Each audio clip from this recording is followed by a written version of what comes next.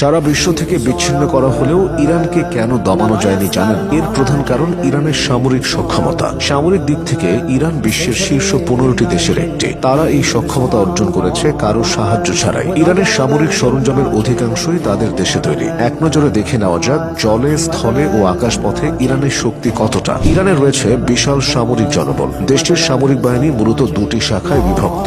1 সেনাবাহিনী, 2 ইসলামী বিপ্লবী guard corps. দুই বাহিনী মিলে ইরানে প্রায় 6,10,000 সক্রিয় সেনা রয়েছে। সক্রিয় সেনা ছাড়াও রয়েছে প্রায় 3.5 লাখ রিজার্ভ সেনা। এছাড়া ইরানের রয়েছে 10 লাখেরও বেশি আধা সামরিক সদস্য, যারা প্রয়োজনে যে কোনো সময় লড়াইয়ের ময়দানে নামতে সক্ষম। ক্ষেপণাস্ত্র প্রযুক্তি। ইরানকে বলা হয় মধ্যপ্রাচ্যের ক্ষেপণাস্ত্রের পাওয়ার হাউস। তাদের কাছে কয়েক হাজার ব্যালিস্টিক ও ক্রুজ মিসাইল রয়েছে। ইরান দাবি করে তাদের কাছে আধুনিক ফাত্তাহ 1 এবং ফাত্তাহ 2 হাইপারসনিক ক্ষেপণাস্ত্র রয়েছে, যা শব্দের চেয়ে 13 থেকে 15 গুণ দ্রুত চলতে সক্ষম এবং রাডার